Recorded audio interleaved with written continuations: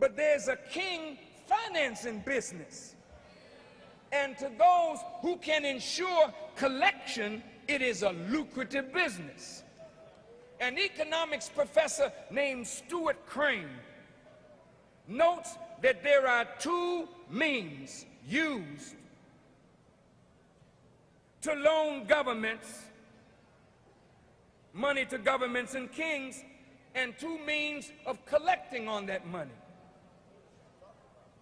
Whenever a business firm borrows big money, the creditor obtains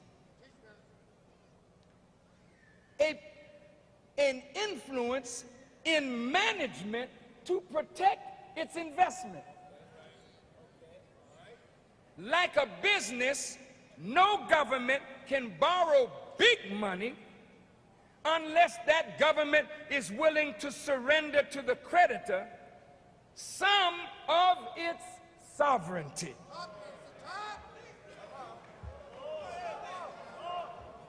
Certainly, international bankers who have loaned hundreds of billions of dollars to governments around the world command considerable influence in the policies of such governments.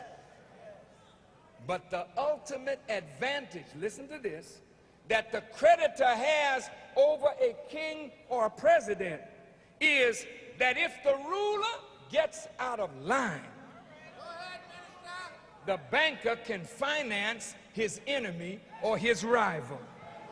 Therefore, if you want to stay in the lucrative financing business of kings and governments, it is wise to have an enemy or a rival waiting in the wings to unseat every king or every president to whom you lend money. If the king doesn't have an enemy, you gotta be able to create one.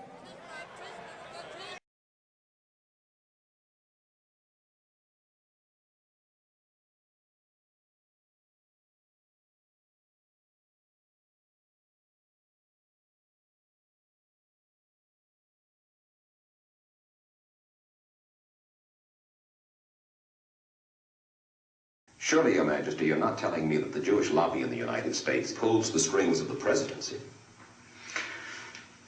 Not entirely, but I think even a little too much, even for Israel interests. You think the Jewish lobby in the United States is too powerful for the interests of Israel? I think so. Sometimes they are disserving the interests of Israel because they're pushing around too many people. Why would the President of the United States pay attention to that lobby? They are strong. Strong in what sense? They are controlling many things. Controlling what?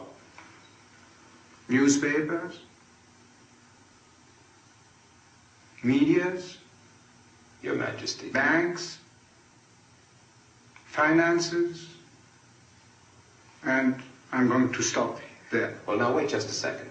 You really do believe that the Jewish community in the United States is that powerful? They make the media reflect their view of foreign policy? Mm-hmm. Yes. They do not report, we do not report honestly? Don't mix things, please. I don't say the media. I say in the media they have people. Not the entire media. Some newspapers will only reflect their views, yes. No. The New York Times, for instance, is owned by the Salzburger family, who are Jewish. Are you suggesting that the New York Times is biased in its treatment of the question of Zionism, Israel's existence, the United States' relationship with the Arab world? I will have to put all the articles of the New York Times written on this subject and draw the conclusion. You can put this to the computer and it will answer you. What you're saying is that, yes, you do believe. Well, let's wait for the answer of the computer. Washington Post. The same. The networks. Less. I must say you are speaking with your characteristic candor. Yes, if you like. I try to be candid. I have always been.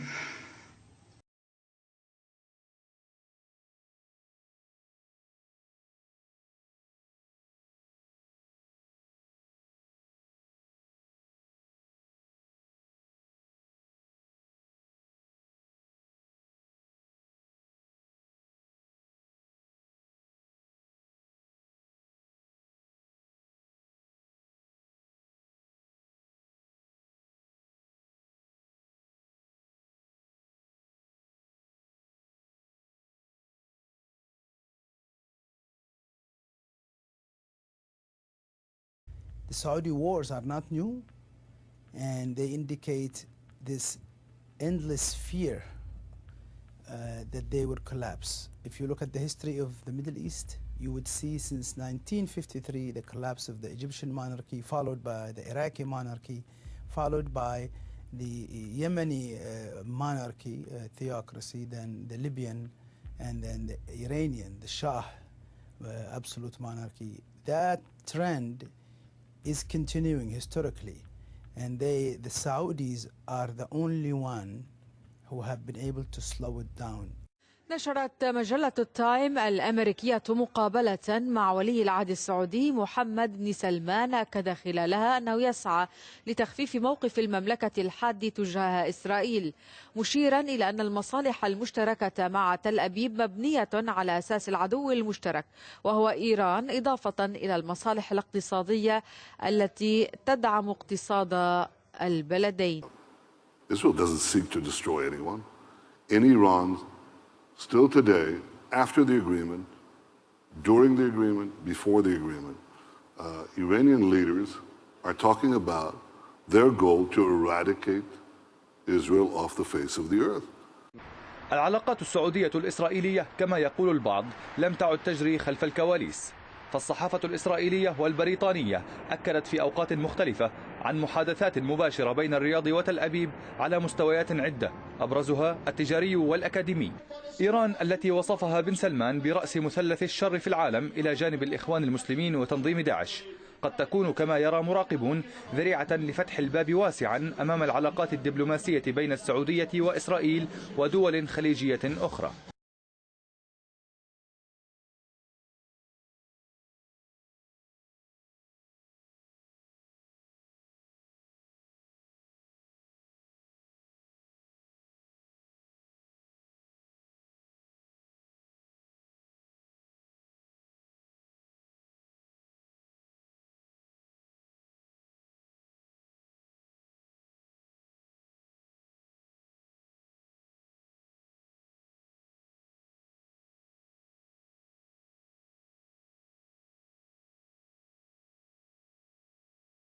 كيف أتفاهم مع واحد أو نظام لديه قناعة مرسخة بأنه نظامه قائم على أيديولوجية متطرفة منصوص عليها في دستوره ومنصوص عليها في وصية الخميني بأنه يجب أن يسيطروا على مسلمين العالم الإسلامي ونشر المذهب الجعفري الاثنى عشري الخاص فيهم في جميع أنحاء العالم الإسلامي حتى يظهر المهدي المنتظر.